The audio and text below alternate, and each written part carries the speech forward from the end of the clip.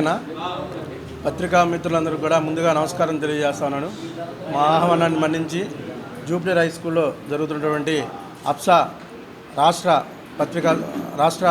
పత్రికా సమావేశానికి చేసినటువంటి ఈ కార్యక్రమంలో పాల్గొన్నటువంటి అప్సా రాష్ట్ర ఉపాధ్యక్షుడు బాబురావు గారు, అట్లనే సమతానగర్ సాయి మల్లికార్జునరావు గారు, గాంధీ ఈ టెక్నో స్కూల్ అయినటువంటి ఏ శ్రీనివాసరెడ్డి గారు, అదేవిధంగా జూపిటర్ హై స్కూల్ అయినటువంటి వంశీకృష్ణ, కొత్తపట్నం మండలి నుంచి సాయి టెక్నో హై స్కూల్ నుంచి ధనిషా గారు కూడా ఈ పత్రికా సమావేశంలో పాల్గొనడం జరుగుతూ ఉంది.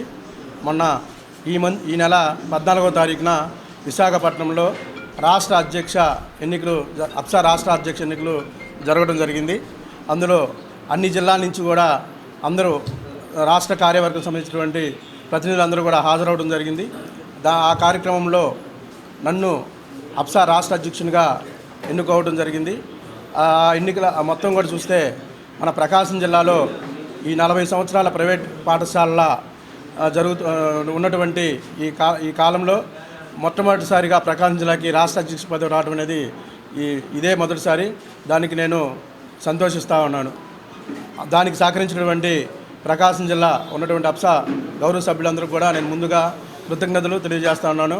అదేవిధంగా రాష్ట్రంలో ఉన్నటువంటి అప్సా సభ్యులందరూ కూడా నేను కృతజ్ఞతలు తెలియజేస్తూ ఈ అప్సా అభివృద్ధికి నేను కృషి చేస్తానని, ప్రైవేట్ పాఠశాలన్నీ కూడా ప్రభుత్వం నుంచి వచ్చేటటువంటి సమస్యలన్నింటినీ ఎదుర్కొనే విధంగా ఈ రాష్ట్రాన్ని ఈ అప్సా రాష్ట్ర సంఘాన్ని మొత్తం కూడా నేను పటిష్ట చేసి అన్నిటికన్నా కూడా ప్రైవేట్ పాఠశాలన్నీ కూడా సంక్షేమంగా ఉండేటట్టుగా నేను కృషి చేస్తానని తెలియజేస్తూ ఉన్నాను. అదే కాకుండా ఈ ప్రకాశం జిల్లాలో ఒంగోలు పట్టణంలో జరుగుతున్నటువంటి ఈ పత్రికా సమావేశం మూలంగా తెలియజేసేది ఏంటంటే, ప్రతి నియోజకవర్గంలో ప్రకాశం జిల్లాలో ప్రతి నియోజకవర్గంలో కూడా అప్సా కొత్తగా నియోజకవర్గం కొత్త బాడీని ఎన్నుకోవడం, అదేవిధంగా మనకు ఉన్నటువంటి ఆంధ్రప్రదేశ్లో ఉన్నటువంటి అన్ని జిల్లాల్లో ఉన్నటువంటి నియోజకవర్గాల్లో కూడా కొత్త కార్యవర్గాన్ని ఎన్నుకొని అందరినీ కూడా కలుపుకొని ఈ సంఘం యొక్క పరిస్థితిని చేస్తానని సభాపూర్వకంగా తెలియజేస్తూ ఉన్నాను. అంతేకాకుండా ఇప్పుడు జరుగుతున్నటువంటి ఈ కొత్తగా ఎన్నికైనటువంటి కార్యవర్గాన్ని అందరినీ కూడా జూలై నెలలో ప్రమాణ స్వీకారం ఒంగోలు పట్టణంలోనే ఘనంగా నిర్వహించాలని మా రాష్ట్ర కార్యవర్గం మొత్తం కూడా అనుకోవడం జరిగింది.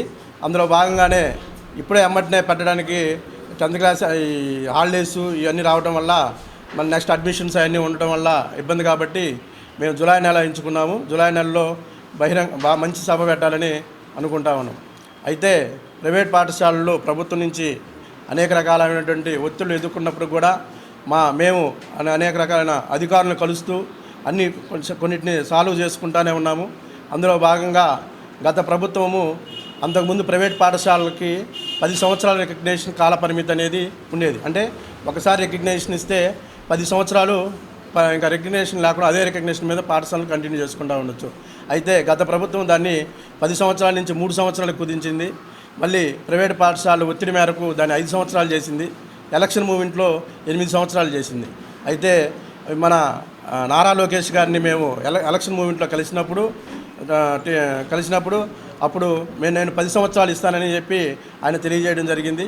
దానికి సానుకూలంగా అయితే ఇప్పుడు 8 సంవత్సరాలు ఇస్తున్నాడు. అయితే విద్యాశాఖ మంత్రి గారు ఏం చెప్పారంటే, ఇప్పటి నుంచి పెట్టుకునే వాళ్ళకి 10 సంవత్సరాలు ఇస్తానని ఇచ్చాడు. 10 సంవత్సరాలు అయితే ఇప్పటి నుంచి పెట్టుకునే వాళ్ళకి ఇస్తామని చెప్పారు. అట్లా కాకుండా ఆల్రెడీ ఫైలు ఎగ్జిస్టింగ్గా ఉన్నటువంటి ఈ రికగ్నేషన్ను ఇప్పుడు ఉన్న వాళ్ళకి కూడా 10 years 8 years ఇచ్చిన వాళ్ళకి కూడా సింగిల్ ఏ ఫైల్ పెట్టుకోకుండా ప్రొసీజర్ లేకుండా ఒకసారిగా 10 years ఇవ్వాల్సిందిగా కోరుకుంటా ఉన్నాను. అంతేకాకుండా ఇప్పుడు రేకుల షెడ్స్ ఉన్నాయి. స్కూల్స్ ప్రైవేట్ పాఠశాలన్నీ కూడా కొన్ని బిల్డింగ్స్లో ఉన్నాయి, కొన్ని రేకుల షెడ్స్లో ఉన్నాయి. అయితే కొత్తగా వచ్చిన జీవో ప్రకారం రేకుల షెడ్స్లో ఉన్న వాటికి రికగ్నేషన్ను ఇవ్వము అని ప్రతిపాదన తీసుకురావడం జరిగింది. మేము దానికి అంగీకరిస్తూ ఉన్నాము.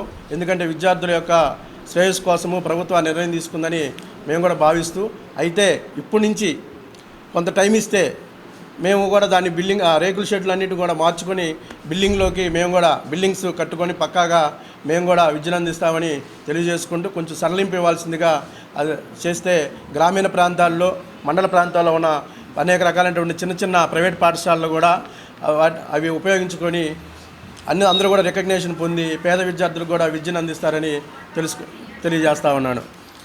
అంతేకాకుండా గత ప్రభుత్వంలో బెస్ట్ అవైలబుల్ స్కూల్స్ అనేవి ఇస్తూ ఉన్నారు.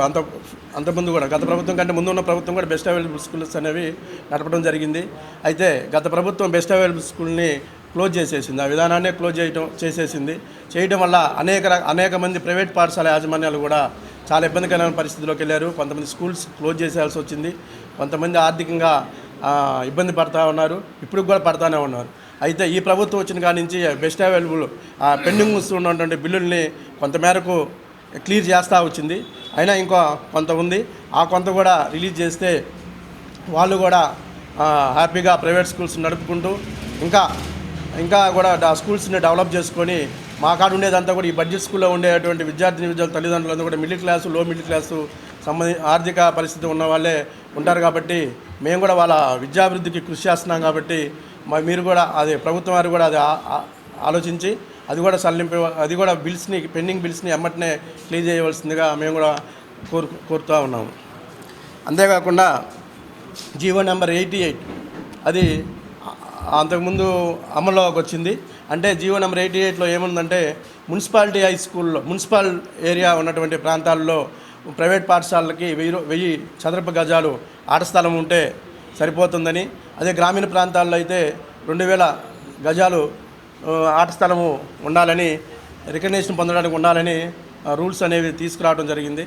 అయితే పట్టణ ప్రాంతాల్లో 1000 గజాలతో అందరూ రికగ్నేషన్ చేసుకున్నా ఉన్నారు. ఇప్పుడు పెరిగినటువంటి రిజిస్ట్రేషన్ ఫీజుల వల్ల గ్రామీణ ప్రాంతాల్లో 2000 గజాలకి ఎవరు కూడా అంత రిజిస్ట్రేషన్ ఫీజు ఇచ్చి 10 సంవత్సరాలు లీజ్ అగ్రిమెంట్ ఇవ్వాలంటే కూడా ఆ స్థలం యొక్క హక్కుదారులు ఎవరు కూడా ఇవ్వడానికి ముందుకు రావట్లేదు.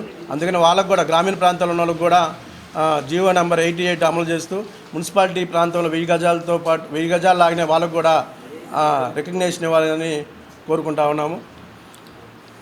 అదేవిధంగా నెక్స్ట్ బడ్జెట్ స్కూళ్ళకు కూడా ఒక కార్పొరేషన్ ఏర్పాటు చేయాలని మా అప్సా తరపున మేము తెలియజేస్తూ ఉన్నాము.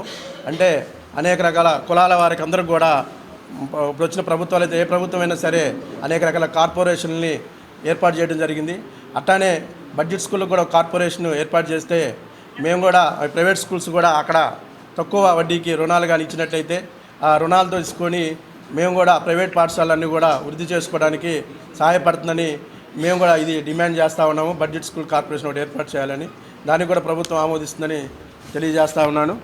అదేవిధంగా ఇవన్నీ సమస్యలు కూడా ఇక్కడ చెప్పినటువంటి సమస్యలు ఇంకా గ్రౌండ్ లెవెల్లో ఉన్నటువంటి ప్రైవేట్ పాఠశాలలు ఎదుర్కొన్నటువంటి సమస్యలన్నింటినీ కూడా మేము 10th క్లాస్ 24-25 తారీఖుల తర్వాత స్కూల్స్ హాలిడేస్ ఇచ్చిన తర్వాత కమిషనర్ గారిని, ప్రిన్సిపల్ సెక్రటరీ గారిని, ఎడ్యుకేషన్ సంబంధించిన OSD గారిని అందరినీ కలిసి జూలైలో, ఆగస్టులో నారా లోకేష్ గారి విద్యాశాఖ మంత్రి నారా లోకేష్ గారి యొక్క అపాయింట్మెంట్ కూడా తీసుకొని ఈ సమస్యలన్నింటినీ కూడా సాల్వ్ చేసుకుంటామని మా సభ్యులందరికీ తెలియజేస్తూ సెలవు తీసుకుంటా ఉన్నాను.